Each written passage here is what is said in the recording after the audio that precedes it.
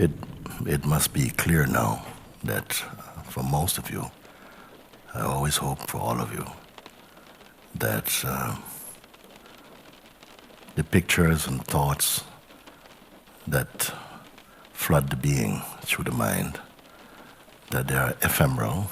I've been sharing this, been talking about this for such a long time now. And that it is assimilated inside now. What it means that all that appears in the mind, or through the mind, as thoughts, feelings, memories, desires, attachments, all these things, and all the names and forms that appear, they belong to the realm of the changeful. I did not create that. Nobody created that. It is the way it is. And anyone who sits and looks, inquires, contemplates it, will come to the same conclusion as has been given by the sages throughout time also. Then what here is real then? There's nothing wrong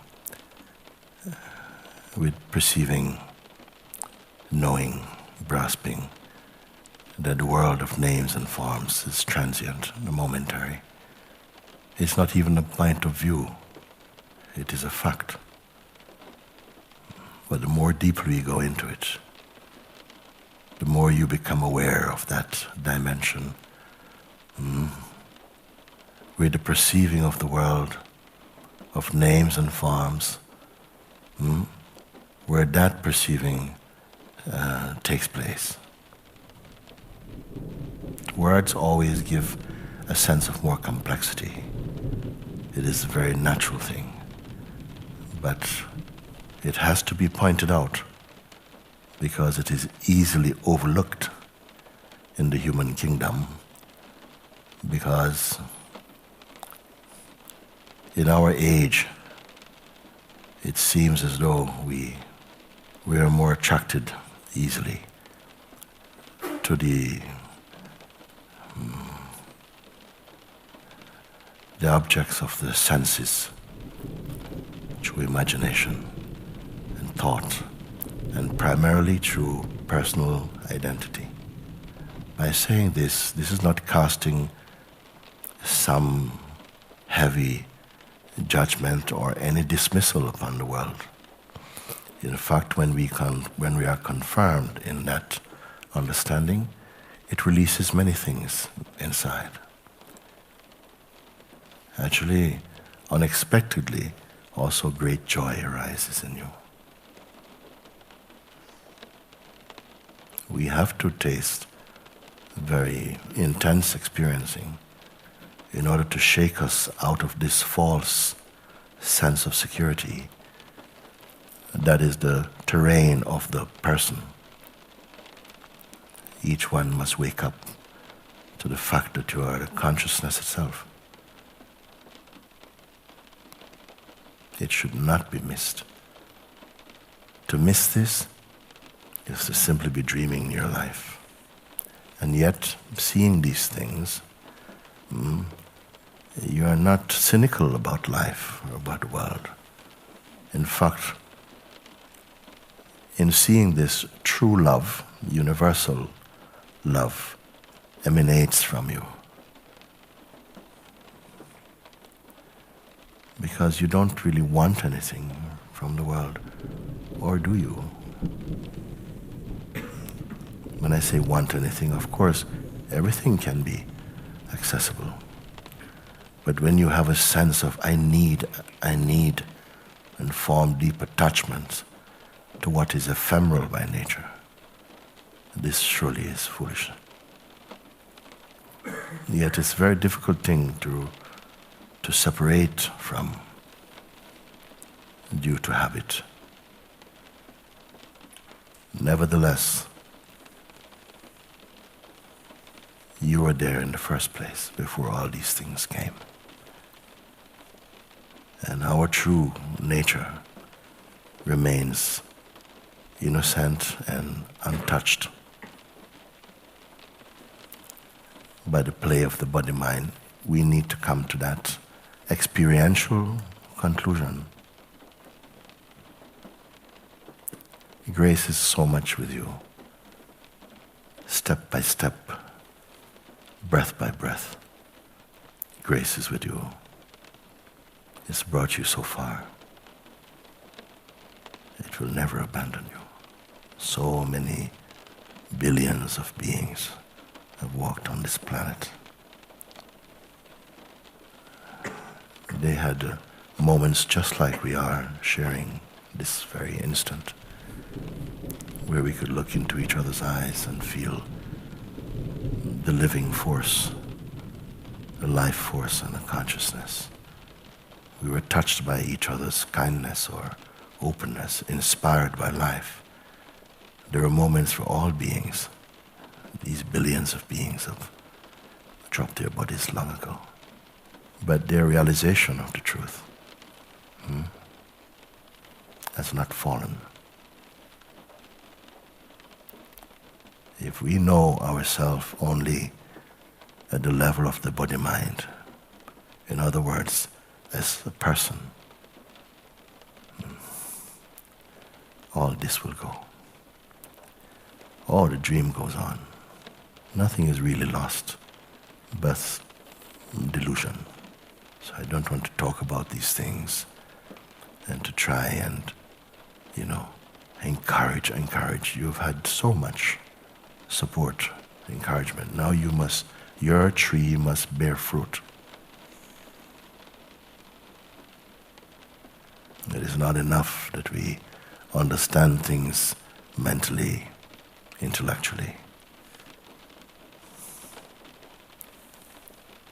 By turning your attention inside the heart, you're waking up.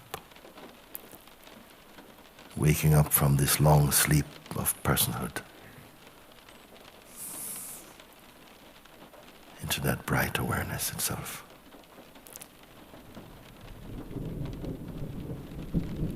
For this reason, we came here. And if you have come here and you have stayed, it is because grace has supported you. As I said before,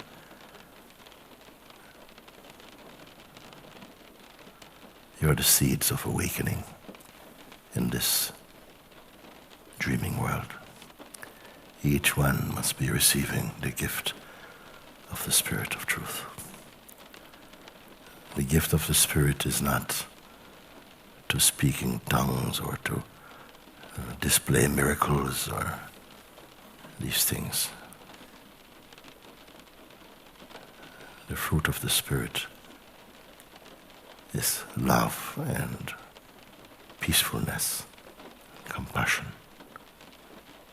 empathy, openness, surrender. As souls, how long have we been journeying on the face of this planet? We don't know. But today matters. That you are in the hearing of these things matters. That you know who you are, what you are, matters. To escape from the wheel of samsara matters. And yet, we still cling to seeds that will cause you to perish and to suffer. And these must be rooted out. Our true nature is imperishable, timeless. I don't even want to say eternal, because eternal is of time, unending time. But timeless is beyond time. And this is not a storybook. It's living guidance, for living beings. So we are obliged to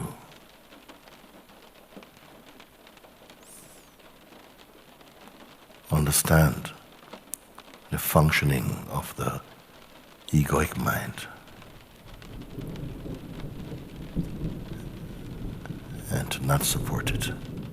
So you hold this feeling inside your heart. I am chosen for freedom. In this world, not everyone will understand you. For those who are asleep,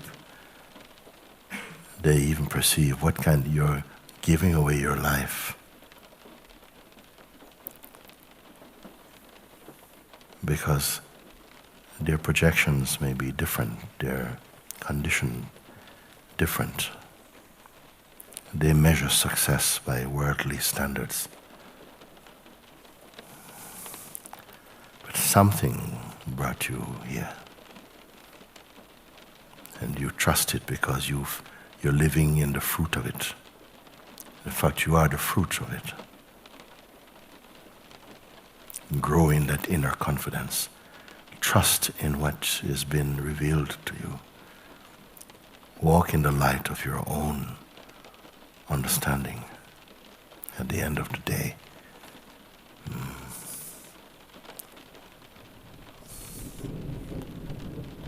your salvation does not depend upon anyone.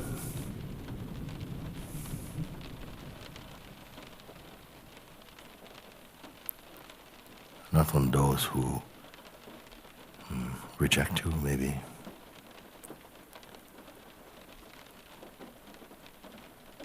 And yet so many flowers are blossoming in this field of satsang. It is beautiful to see how much your presence is affecting those around you.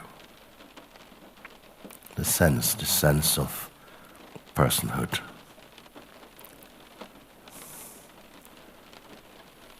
Must be completely transcended.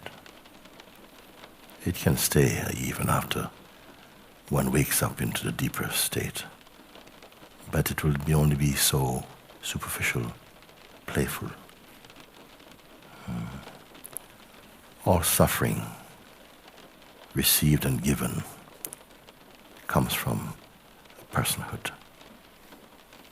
When consciousness somehow locks itself into this narrow expression called a person,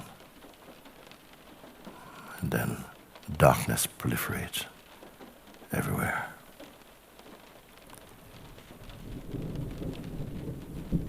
But for most of you have gone beyond this. Be confirmed in that state of presence. Be conscious of the presence.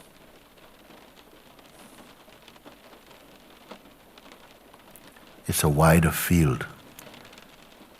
As you become more aware of the sense of the state of presence, then you begin to see fully how restrictive the sense of personhood has been. But we don't realize it until you're coming out of it. When you see it for what it is, you will not be inclined to go back there. And every state, every phase and stage in consciousness, every stage has its own attractions. But for whatever reason brought you to the place where you are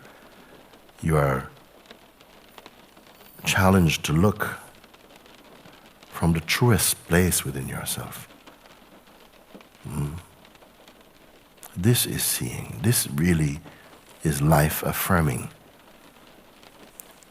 When you are moving in the dynamic life as the sense of presence more.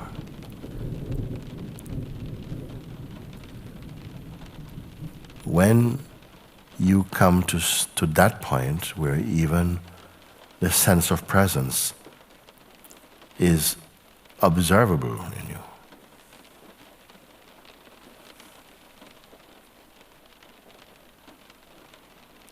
Then you have transcended even the mode of presence.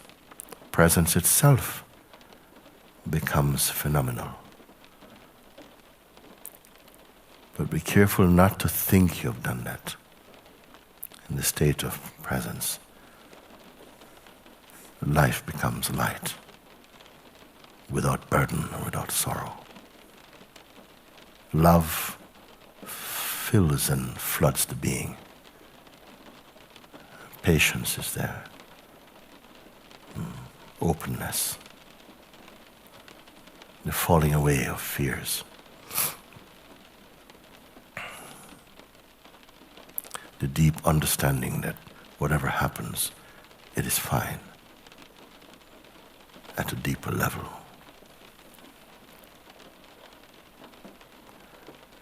We stop judging life simply by what you like.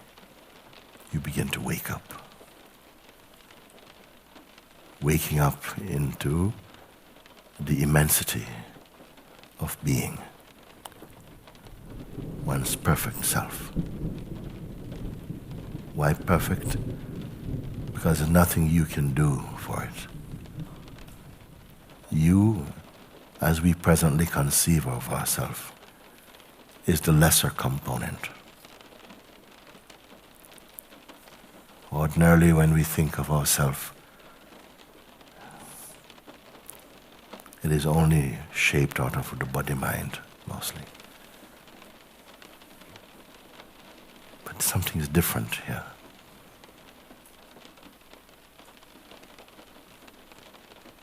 Why do people, they love to come to this place also?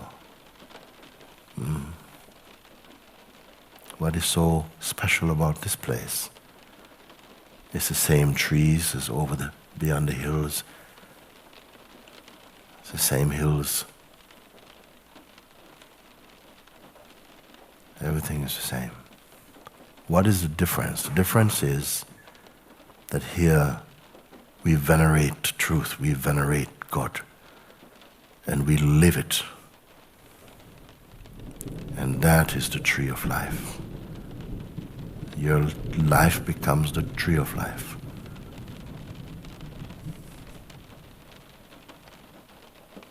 Love becomes your climate. Not this fickle thing, but a love that is profound, that is without need or trickery. That which is open and genuinely caring. You are Manti Sahaja.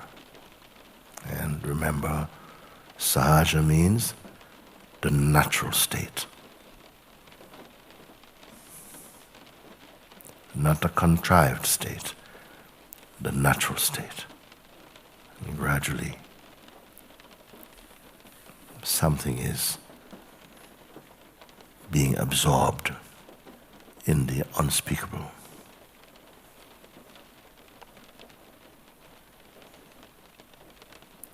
There should be arising in the heart of everyone a natural yearning and a natural trust.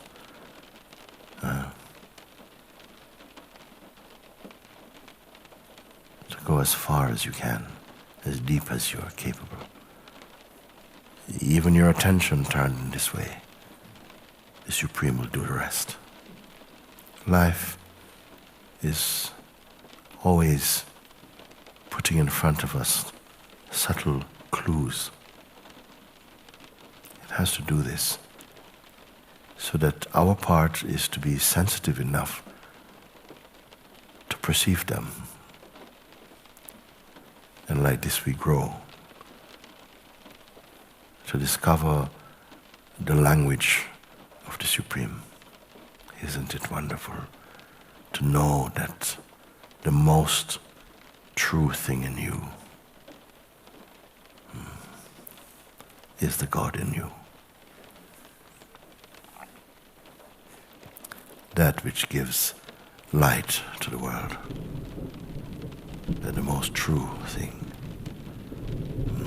is that which is imperishable, uncreated, unborn. Don't only believe this. Keep to your sadhana until it becomes totally irrefutable. When knowing and being are one, then your life has been used well. The things I share with you should bring great joy into your heart.